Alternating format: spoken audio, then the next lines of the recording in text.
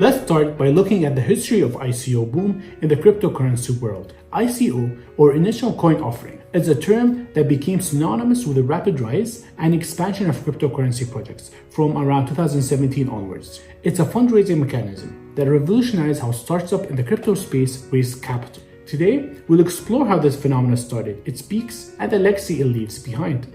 The concept of ICOs started back to the early 2010s, but it wasn't until 2014-2015 that the trend started gaining significant momentum. Ethereum's ICO in 2014 was a landmark event, raising over $80 million and introducing a potential of blockchain technology for more than just Bitcoin-style cryptocurrencies. This success paved the way for other projects to follow suit. The year of 2017 and 2018 were watershed moments in the history of ICOs. This period, often referred to as the ICO mania, saw a massive surge in the number of ICOs, with billions of dollars raised. Projects like EOS, Banker, and Trezor raised hundreds of millions each, attracting the attention from investors worldwide. The speed and scale of funding during this project were unprecedented in the financial world. Much of the ICO mania was powered by Ethereum's blockchain platform. Its ability to create ERC20 token easily made it a go-to choice for most ICOs. Ethereum's smart contracts functionally enabled startups to create and distribute tokens in a standardized, efficient manner, fueling the ICO craze. ICO opened up a unique opportunity for startups to raise funds and for investors to get early access to potential high-growth projects. However, the mania also brought significant risks. The lack of regulatory oversight led to numerous scams, frauds, and projects that failed to deliver, resulting in substantial losses for many investors. The ICO boom eventually attracted the attention of regulatory bodies. Concerns over investors' protection, fraud, and money laundering led to an increased scrutiny. Countries like China and South Korea imposed bans, while others started developing regulatory frameworks. This period marked a turning point, leading to more cautious and regulatory approach to ICOs. One key player in shaping the future of cryptocurrency, especially in the United States, is the Security and Exchange, also known as the SEC.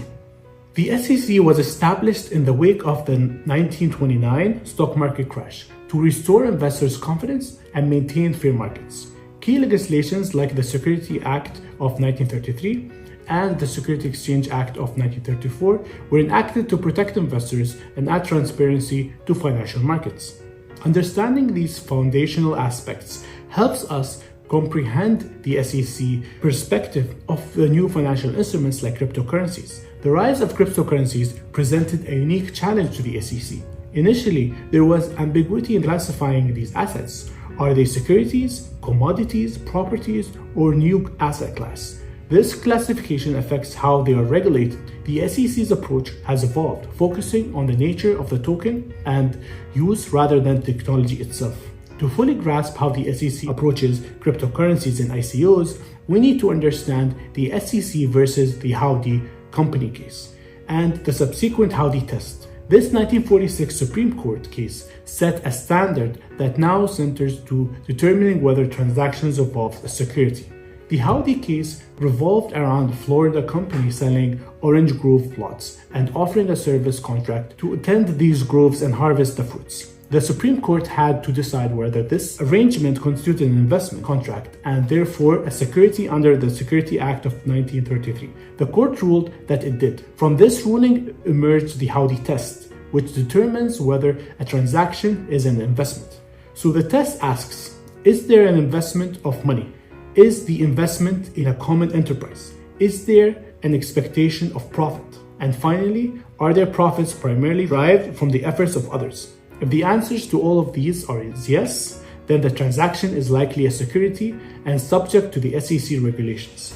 In the context of ICOs and cryptocurrencies, the Howdy test became crucial. Many ICO involved investors putting money into a common enterprise with the expectation of profits. However, where these profits are derived from the efforts of others is the question. For example, if the value of token is mainly dependent on managerial efforts of the ICO developers, it might be classified as a security. This classification has profound implications. If a token classified as security, it falls under the regulatory purview of the SEC. requiring registrations and adherence to the security laws. This is why many projects in the crypto space carefully structure their tokens and operations to avoid being classified as a security. While the frenzy of 2017-2018 has subsided, the legacy of ICO mania lives on. It demonstrated the potential and pitfall of blockchain-based fundraising. Today, the market is seeing the rise of more regulatory and structured forms of token offerings, like the STO, Security Token Offering, or IEO, Initial Exchange Offering, making the evolution of the ICO concept.